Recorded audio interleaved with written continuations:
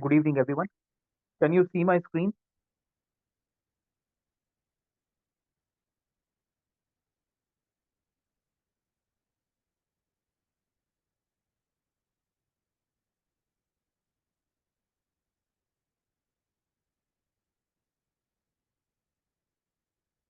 Is my screen visible to all?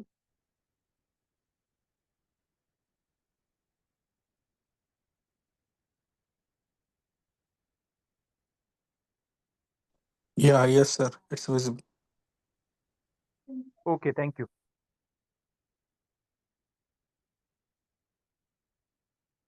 So yesterday we were discussing about the types of strategy, four important type of strategies we had discussed.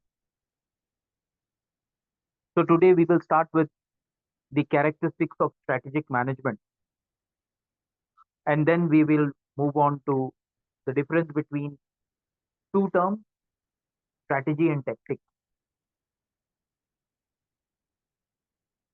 So we will start with the key characteristics of strategic management. So the first key characteristic is strategic management is performance oriented. It is ongoing in nature, dynamic rather static, oriented to the present and the future, and concerned with the conditions both outside and inside the firm, as well as it is concerned with performing well and satisfying stakeholders.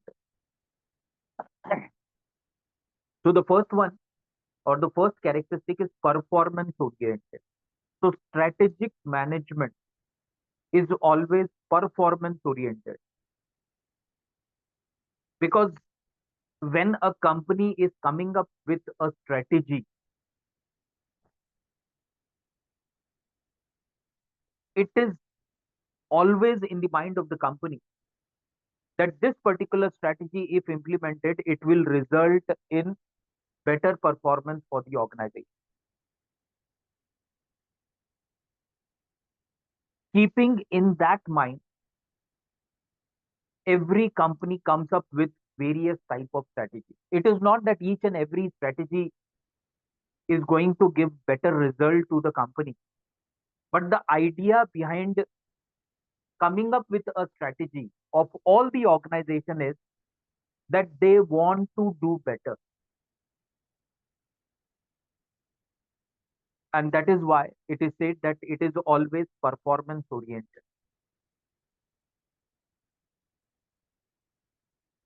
Next is it is ongoing in nature. Yesterday also we had discussed that it is flexible, it is not rigid, it changes with time, with condition, with the market scenario, with the existing rules and regulations in the in the country. That is why it is said that it is ongoing in nature. It is not that once a company has come up with a strategy and that particular strategy is doing good for the company is not going to introduce another strategy. So it is ongoing in nature. One strategy, whether it is doing good or not good, even if the strategy is good, still the company wants to do better. That okay, this strategy is showing good result. Let's think of even much better strategy. In another scenario, if a particular strategy is not giving good result, company tries to come up with another strategy so that it can get good results. So it is always ongoing in nature. It never stops. Because if it stops, the growth of the organization will stop.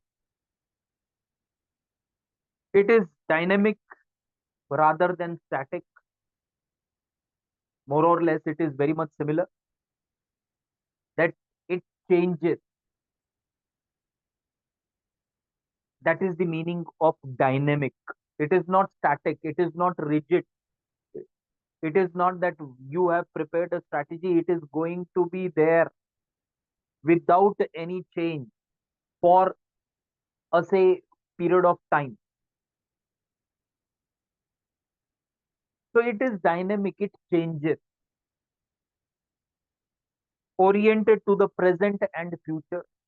What the company is presently doing, what the company thinks about its future,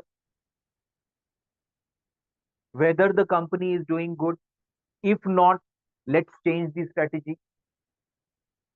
What the company wants to achieve in the future, let's come up with a strategy to achieve the goal set by the organization over a period of time. So that is covered under oriented, that strategic management is oriented towards present and the future. It is concerned with both outside and inside the firm, because it is believed that if the inner customers of the organization are happy, then only they are going to make the external customer happy. Employees of the organization are considered as internal customers of the organization. Organization shall come up with a strategy so that the employees are satisfied, the employees are performing, the employees are happy, the employees are retained by the organization, they are not leaving the organization very frequently. Then only we can expect that these employees are going to make the external customers happy.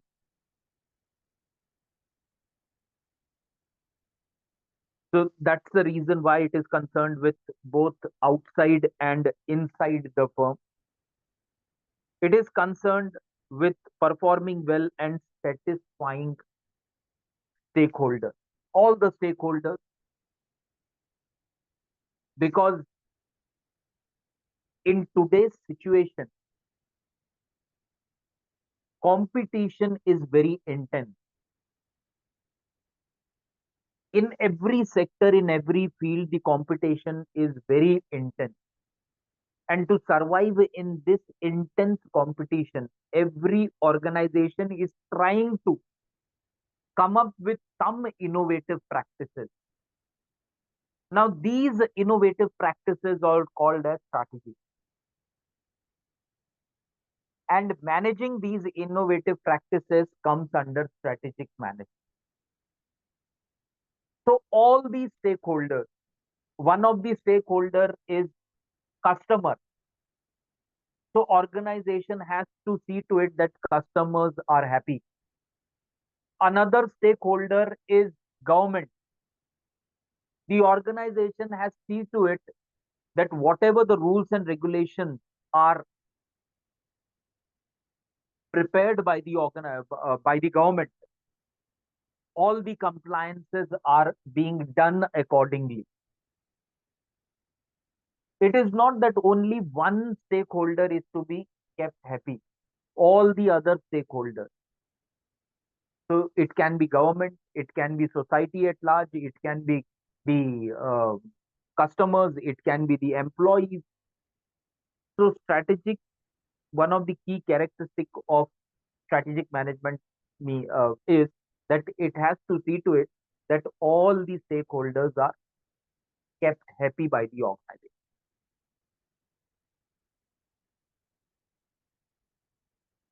Now, the difference between these two terms, what is strategy and what is tactic?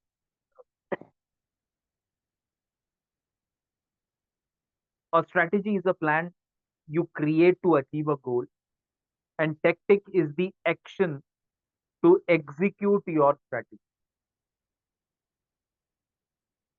Very simple terms are there. Meaning is also very simple. One is plan, the other one is action. So strategy is plan and tactic is execution or action. At the start of your MBA, many students might be thinking that at the end we need distinction. So they might come up with various strategies. One student may come up with a strategy that, okay, if I want to achieve distinction, I need to devote at least 3 hours to revise whatever is being taught in the class. So every day I will devote 3 hours. Another student may come up that instead of 3 hours, I want to devote 3.5 or maybe 4 hours. Another student, no, 2 hours is sufficient to achieve distinction. So these are the strategies. These are the plans prepared by students. Now, tactic means when actually you start executing your plan, it becomes tactic. That actually you have started studying for 2 hours, for 2.5 hours, for 3 hours, or maybe more than that. So, strategy is plan you create to achieve your goal, and tactic is the action to execute your strategy. That is the basic difference between these two terms. What are the other differences between these two terms that we are going to discuss? So, strategy is planning, tactic is doing, that we have just discussed. Strategy is large scale, tactics is small scale. So, strategy is prepared by the organization. We can say that strategy is a concept which is prepared by the organization at a higher level. Tactics is smaller scale. Smaller scale means company has come up with a strategy.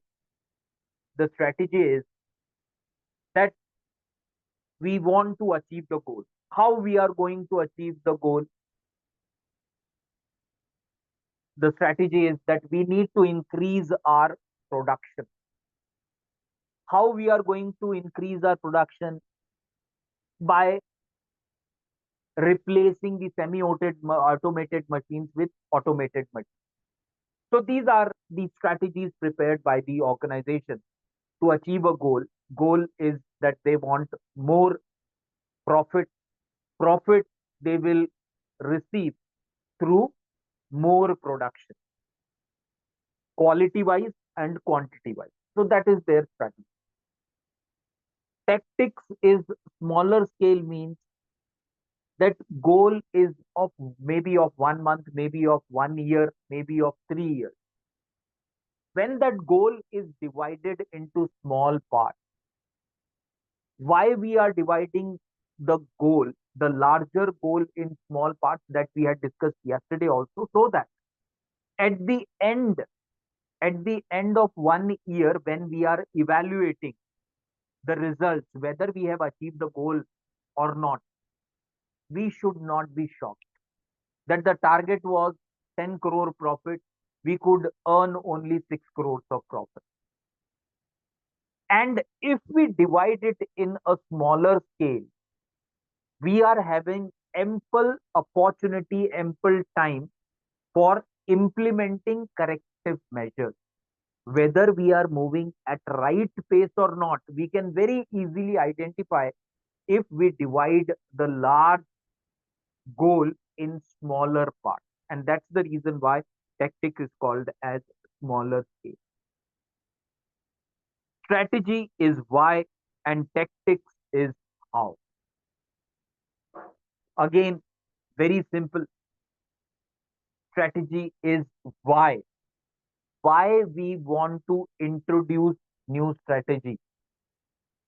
And the answer is that we want to achieve the goal set by the organization. How we are going to achieve that goal?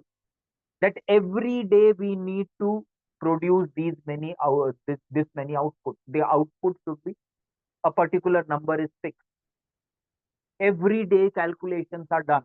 Every week calculations are done. Why? To see to it that whether we are moving at right speed or not. Strategies are difficult to copy. Tactics are easy to copy. Why strategy is difficult to copy? Because it is made at the higher level, and tactics are the actions which are taken at middle level and lower level.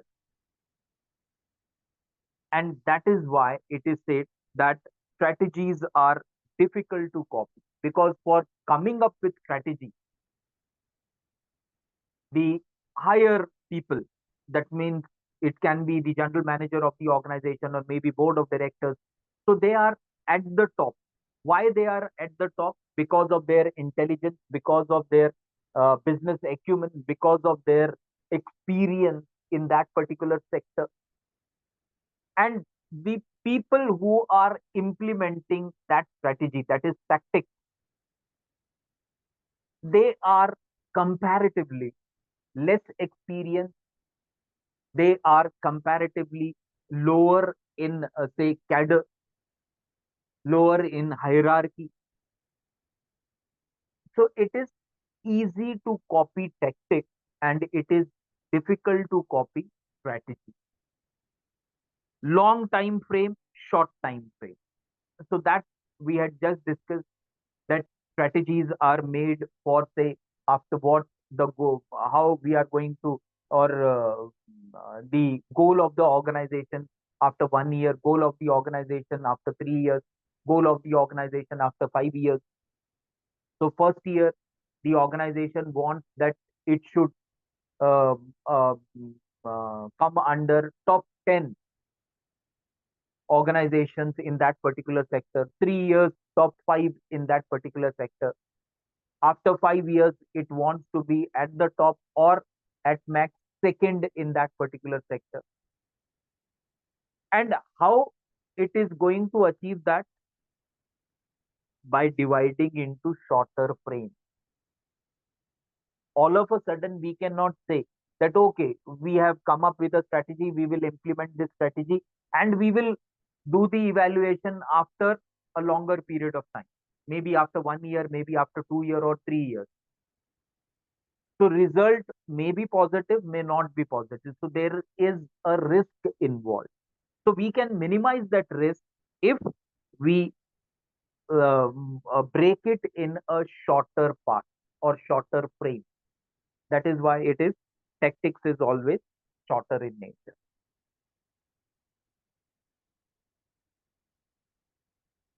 Now we will move on to the next topic, which is strategic management process. Generally, there are 5 steps in the strategic management process. It starts with identify goals, moves to SWOT analysis, create strategy, implement strategy, and evaluate results. So first is identify goals. Whenever the organization is coming up with a strategy, they have to first identify the goals for the organization. Why they want to come up with new strategy? And the answer will be, what is the goal of the organization? So first is identify goals. Second is SWOT analysis. SWOT analysis, I hope that everyone is aware of. It is strength, weakness, opportunity, and threat. So 4 quadrants they need to prepare, and they need to write down what are the strengths of the organization, what are the weakness of the organization, what are the opportunities available for the organization, and what are the threats for the organization. Who will be writing? It is the top management who will be coming up with the strategy for the organization. And they need to discuss all the four quadrants, that what are the strengths of the organization, what are the weaknesses of the organization. Every organization has to focus that how they can increase the strengths and how they can minimize the weaknesses. And the step two focuses, step two of the strategic management process, it focuses only on that. That first we need to know what are the strengths, weaknesses, threats, and opportunities for the organization. Then only we can come up with a good strategy. So the second step is here analysis of what is to be done by the top management of the organization. After analyzing the strategy, SWOT, that is strength, weakness, opportunity, and threat, then the organization shall come up with a creating strategy. So the third process of strategic management is then create a strategy. Create a strategy. And then the fourth one is implement strategy. So creating strategy and implementing strategy, that we had discussed when we were discussing strategy in the four stages of strategy, when we were discussing in the first first lecture. At that particular time, we had discussed what is creation of strategy and how strategy is implemented. So creation of strategy or creating strategy is the third stage. The fourth stage is implementing that strategy. And the final stage is evaluating results. Company has created the strategy, then the strategy is implemented, and lastly, the results are to be evaluated. Now, TCS has decided that they will be removing around 1,200 employees from the organization.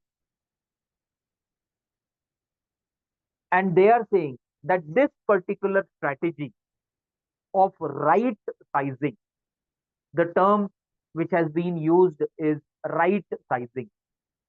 Right sizing means that the number of employees who are working in the company at the moment are more than what should be. So they feel that excessive employees are right now working in the company. And that's why they want to do right sizing. Right sizing is that right number of people should be there in the company for the work.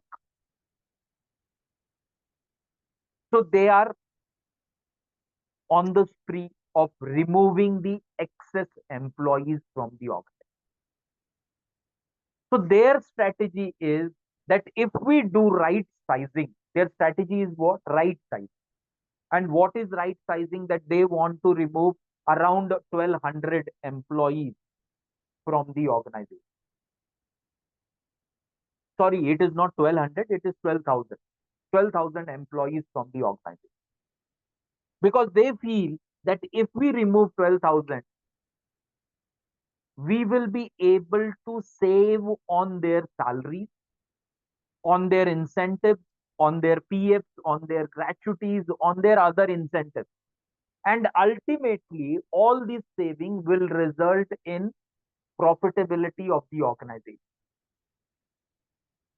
So they have come up with a strategy, then they will are going to implement that strategy, and later on they will calculate the result. So when they have come up with this strategy of right sizing, that we want to remove excess 12,000 employees from the organization, at that particular time, they have calculated that 12,000 employees, their salary is equal to this many rupees. Their incentive is equal to these many rupees. Their PF, their other gratuity and other allowances is equal to these many rupees. They might have calculated all the amount, and later on, after implementing, they are going to check the results. Okay, over a period of time, we have removed these many employees. Earlier, we had uh, calculated that we will be saving these many crores of rupees, which will directly go to the profitability of the company. Whether we have achieved that result or that is to be shown or checked in the fifth and final stage of strategic management process, where evaluation of results take, and that is the evaluation, that is the strategic management process. So 5 stages. I hope that it is clear. If anyone has not understood anything, please you can uh, unmute yourself and come up with your query also. If not, then we will move to the next topic. And next topic, here we will be discussing about the internal stakeholders of the company as well as the external stakeholders of the company. So internal stakeholders of the companies are employees of the organization, managers, and owners of the company.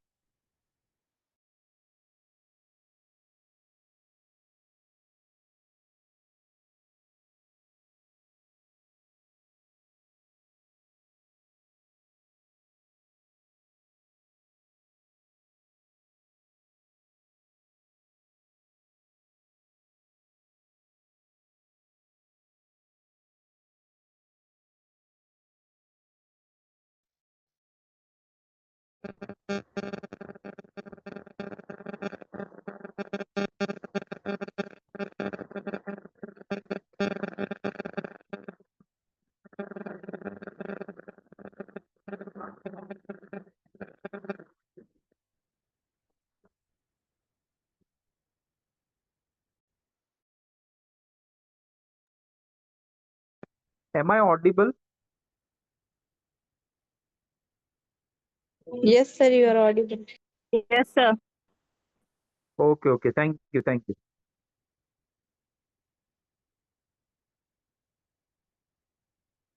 Is my screen visible?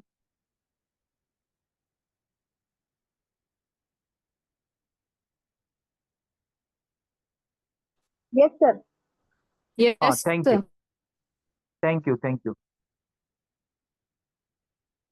So internal stakeholders, there are three internal stakeholders: employees, manager, and owners. Whereas external stakeholders are suppliers, society, government, creditors, shareholders, and customers. In the previous topic, we had discussed that in the key characteristics, that one of the key characteristics of strategic management is that they have to take care of all the stakeholders, the internal as well as external. Why it is said that all the stakeholders' interests are to be taken care by the company? So employees, we had discussed that internal customers, they are the internal customer, manager is internal customer, owner, of course, he owns the company. So internal customers, we had discussed that they are to be satisfied first, then only they are going to make the external customers happy. Otherwise, it is not possible. For example, if a person, if I'm working in an organization, I'm paid well within whatever time is there, before 7th of the next month, or before 10th of the next month, or before the 5th of next month, whatever is being promised in the appointment order, or as per the rules and regulations of the company, I am getting salary, I'm getting allowances, I'm getting incentives, my working conditions are good, work environment is excellent, the growth opportunities are good. So all these things in combination will result in making me happy. And there is a saying that happy employee is always a productive employee. Lot of research have been conducted in that. And every result has come up with the same conclusion that happy worker is always a productive worker, or he or she is a profitable worker. That's the reason why internal customers are to be kept happy. Examples are very simple. For example, I have I had a technical uh, problem with my handset. I went to the service center. The timing of the service center is, say, it closes at 6 p.m. Just 2 minutes are there, or maybe 5 minutes are there to 6 when I reaches the service center. I request the staff available in the service center that my handset is having certain problem. Please check and let me know what the problem is. It is very urgent for me. So please do it as early as possible. If the customer, if the employees at the service center, they are very happy what they are going to do, what that particular person is going to do. He is not going to check the timing that only 2 minutes are remaining. The easiest answer available is he will inform me, or he will say that, sorry, sir, it is just 2 minutes to 6. We need to find up all the things. Please come tomorrow. We will check the problem and we will try to repair it as early as possible. So, very politely, he is communicating with me. No harsh language. He is going by the book. He is giving the explanation as per the rules. Rules are written on the notice board. I am also aware that 6 p.m. is the closure time of service center. The another scenario may be the employee is very happy with the company. As soon as he comes to know that, okay, 5 minutes are still there and the customer is in urgent need, he is requesting, what he will be doing? Okay, no problem, sir. Let me check what the problem is. He checks the problem, and even if that requires 10 minutes or maybe more than that, even it requires 15 minutes or maybe half an hour, he stays in the office and he sees to it that problem of the customer is solved.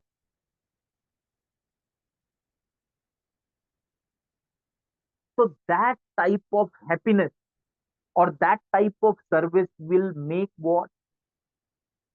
In marketing, you might have studied two concepts: customer satisfaction and customer delight. So this will delight the customer. This is not going to retain that customer, but that particular customer is going to spread this particular experience or share this particular experience with his friends, with his relatives, with his known ones. And that is going to be an advantage for the organization. That's the reason why it is said that internal shareholders, stakeholders are to be kept first happy, because they are the people who are going to make the company profitable. So that is the first one. Then now we will move on to the external stakeholders, suppliers. Why suppliers are to be kept happy? Why society is to be kept happy? So supplier is to be kept happy. Reason is very simple, that if you do the payment as promised, as promptly as possible, in your difficult times also the supplier will stand with you. And that is a tested thing, that whatever you have promised, if you are keeping your promise as it is over a longer period of time, in your, say, turbulent period, bad phase, you will find suppliers with you, or people with whom you were very kind, you were very good, you were very prompt. They will be with you at your difficult time. Society, number one is, there is a concept called CSR, corporate social responsibility. Earlier it was voluntary, but when the government came to know that as it was voluntary, most of the company, irrespective of earning huge profit, they were not getting involved in CSR activity. Then the government thought that it should be compulsory. If the company achieves this much of profit, it becomes compulsory for the company to engage in CSR activity. That is the first thing. The other thing, why the company should, not only it is not that as it is compulsory as per the law, the company has to keep the society happy with various CSR activities. But the real reason is that it is the society which is going to set the image of the organization, branding for the organization. Examples are many. We can say the moment we hear that a particular product is manufactured by Tata Group of companies, the first image of Tata Group in our mind is that it's a company which is very genuine, which is always into CSR activities, which always takes care of its employees, which always comes up with better products, better quality, reasonable pricing. So this type of image Tata is able to build only because of society. Another example is Amul. If we want to purchase dairy products, Amul is considered as number one brand in the country. And on branding, on advertisement, the advertisement techniques or methods of Amul are different from another company. In Amul advertisement, you will see that the brand ambassadors or the celebrities who are involved in advertisement of Amul products, they are not A-listers. A-listers means that Akshay Kumar or top heroes, top heroines, top sports people, they are not hired by the company to do their product advertisement, because the company is able to create a image in the society that whatever is labeled under Amul is wholesome, is of very good quality, no adulteration will be there. So this type of image the company is able to build. Why? Because it is into the wealth, it is able to keep the society happy. Next is government. Government, you have to, every company has to keep the government happy, because if the company is not uh, uh, making the government happy, then it will be very difficult for the company to work in that particular company. Everywhere the things are same. everywhere. The recent example, when all this tariff war started, initially what happened is that huge tariffs were imposed earlier on China. It was decided by the US government. They instructed the um, Apple management that stop manufacturing Apple iPhone in China, or if not with immediate effect, at least reduce the numbers, because majority production of Apple of iPhone was being manufactured in Chinese companies. Then it shifted the major production to India. And recently we have seen that the CEO of Apple was called by the president of US, and he was given strict instructions that you have to start thinking of reducing the number from India also, because there are certain problems going on related to tariff between India and US. We all are aware of. So you have to make the government happy. Apple, the company, was not happy. Why? Because in India and in China, the labor is cheap, infrastructure is huge, government subsidies are more. So the company earlier had informed the US government also that why we are shifting to Asian countries, because of various factors which are not available in US. But when government pressurized them, the CEO Tim Cook came up with the explanation that okay, we accept and we are working on how we can reduce the numbers from India also. So in every country, if because he has to do his business in US, so he cannot make cross the government, or he cannot go against the government. In India also, if a company wants to do business in India, that company cannot go against the government of India. So for government, various compliances are there, various rules and regulations are there. So every company has to follow that. Next is creditors. We all are aware, creditors. You Who are creditors? Creditors are the people who are investing in the company. So why people invest in the company?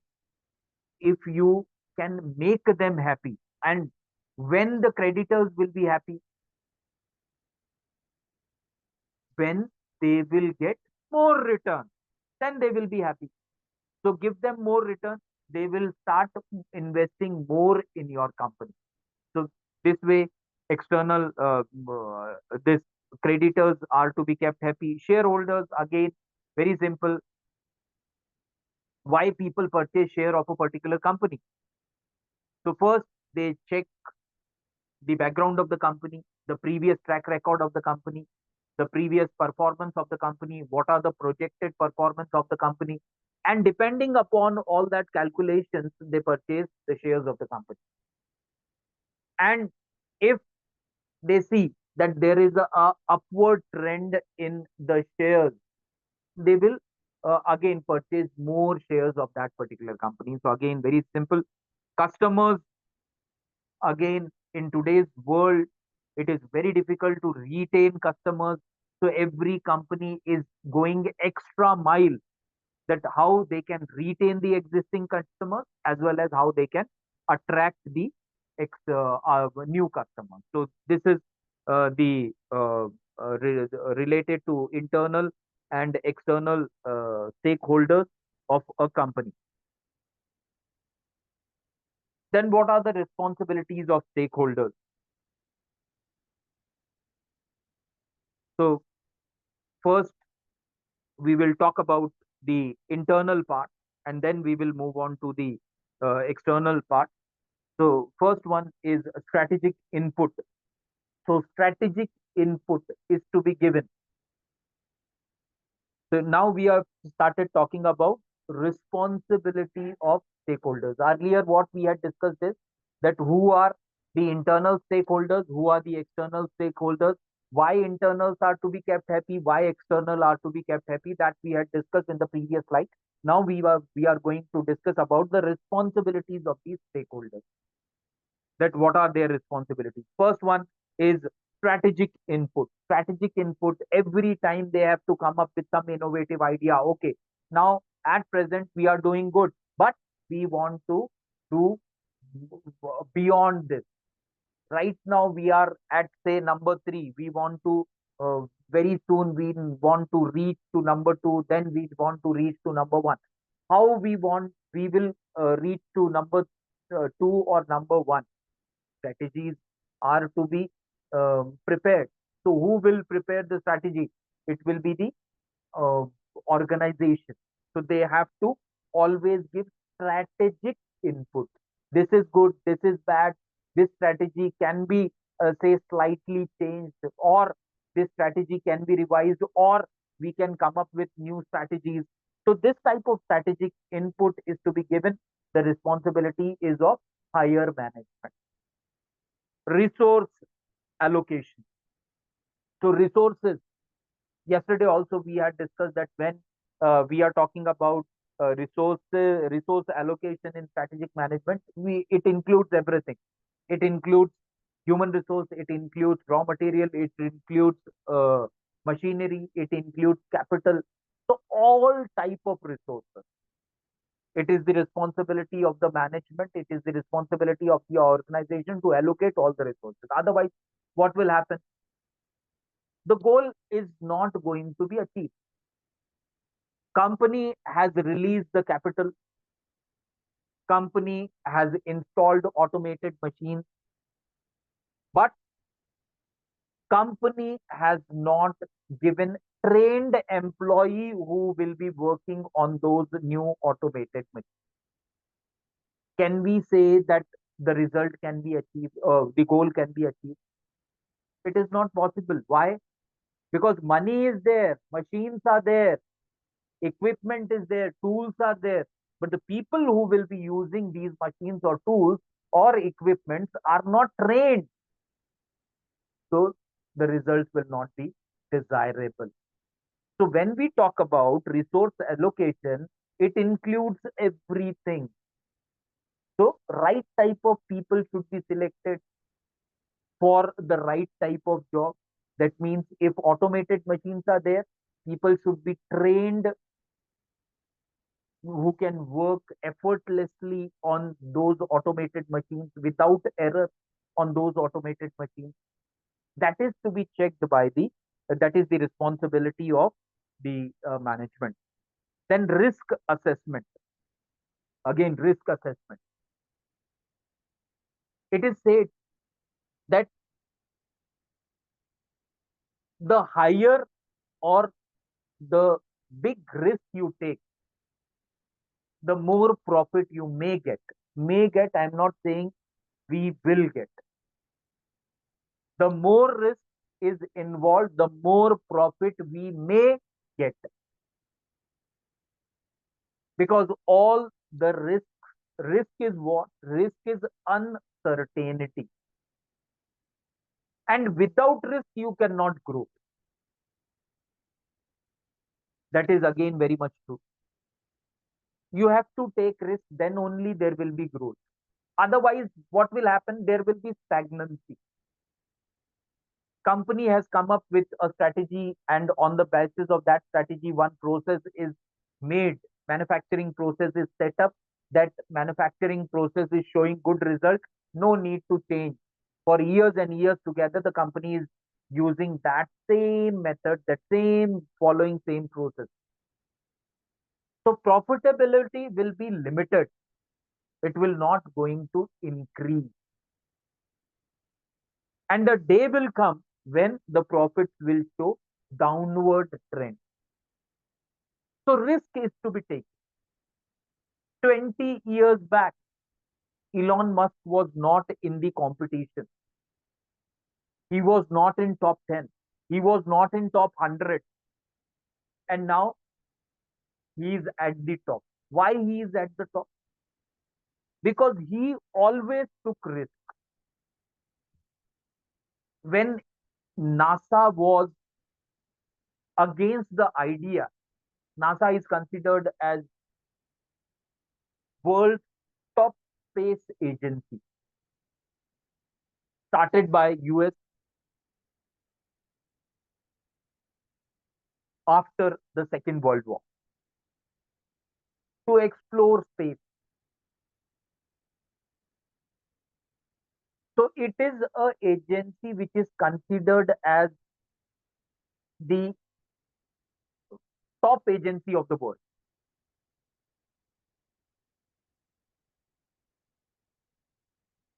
So they came up with rockets that when a satellite is to be orbited, rockets are to be used because rockets are very fast. And once a rocket is used, after orbiting that satellite in a particular orbit, it will get destroyed. It cannot be reused. A space agency which is having tremendous experience, they were of this particular opinion. Elon Musk, when he started SpaceX, he came up with the idea that why every time we need to use new rocket for all the launches, why not we reuse the rocket? And he took that risk.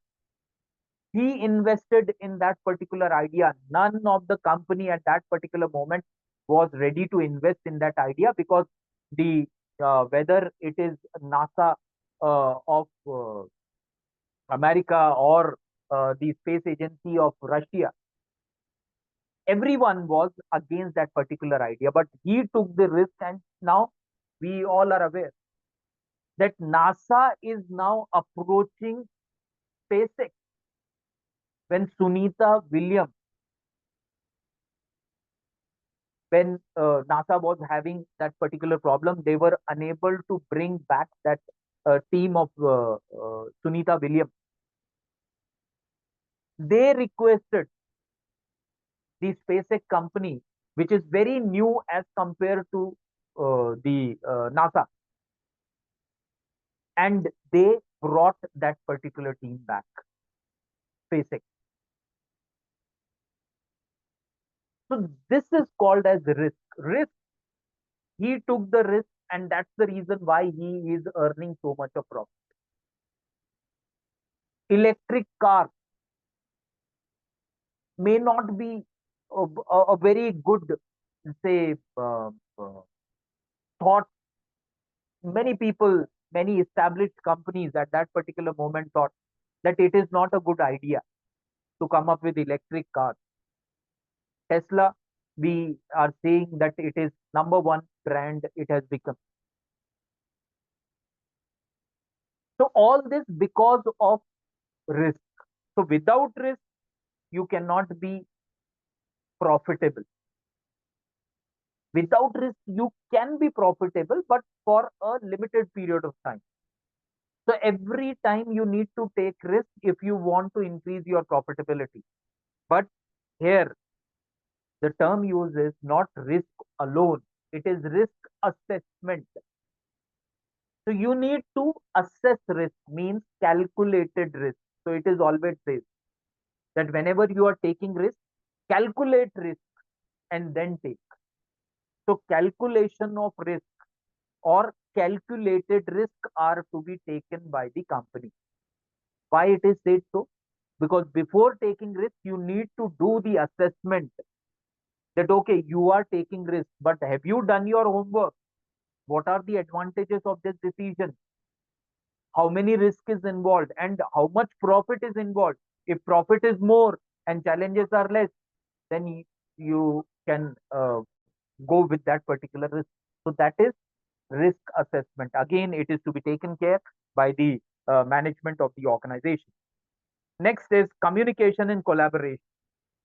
Again, it is a part, it is the responsibility of the organization. One is communication and the other one is collaboration. Communication, we all are aware that there has to be clear, transparent communication between the management and the employees of the organization. Top level, middle level, and the lower level. Everywhere the communication should be unique, communication should be simple, communication should be transparent, and communication should be clear. Otherwise, what will happen? There may be disturbance, there may be, problems in the organization, which may result in, say, a number of things. People may leave the organization, it can adversely affect their productivity, their efficiency. So that is why it is said that communication should be proper, communication should be clear, communication should be transparent. For example, company has come up with the idea that we want to increase the efficiency or productivity. For that, they come up with the idea that those who will exceed their targets, they will be given incentive, a good incentive. Whatever the incentive is, that incentive is being shared with the employees. Now, this incentive is to be shared with all the employees. It should not happen that one department has received the mail, the other department has not received the mail.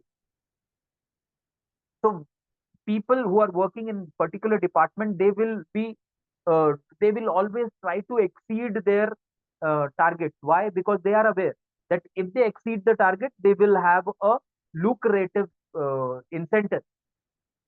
The other department people are not increasing their limit. Why? Because they have not received the mail, because they are not aware of the recent incentive being introduced by the company. So it has to be clear communication, uniform communication, proper communication, and collaboration. There has to be collaboration. Nowadays, this word is being very widely used and practiced also. Collaboration means that it is not every time that manager knows everything. Many a time, a person who is working on a particular machine for a period of, say, 10 years, maybe 15 years, or maybe more than that, he might be having more knowledge about that particular machine than his manager. Collaboration means when you are giving opportunity to each and every employee of the organization, that if you know, if you have any idea which can proper result in better productivity, better quality, better profitability, your idea is welcome. It is not that each and every idea is to be accepted. Of course, manager has to decide whether the idea is good or idea is average or idea is not good at all. But opportunity is to be given to each and every employee, whether at top level, whether at middle level, lower level, that if you have any idea, you can suggest that idea to the middle management or the top management or to your department head. And that is called as collaboration. There has to be a collaboration between the top management, middle management, and lower management. If there is better collaboration, it is going to result in better productivity. We have just seen the example that if the person internal employee is very happy, he can go extra mile to make the customer happy. So these are the responsibilities, some of the responsibilities, that is compliance, advocacy, feedback and evaluation, and conflict resolution, that we will be discussing in the tomorrow's session. There is a slight change in the timetable. We have also shared the mail regarding that change in the tomorrow's timetable. Tomorrow the lecture of strategic management will be there at 7 a.m. So instead of 6 p.m. tomorrow, the lecture will be at 7 a.m. Right? Please check the mail. Please check the timetable for tomorrow's session of strategic management and remain present at 7 a.m. tomorrow in the morning. Thank you everyone for being present in today's session.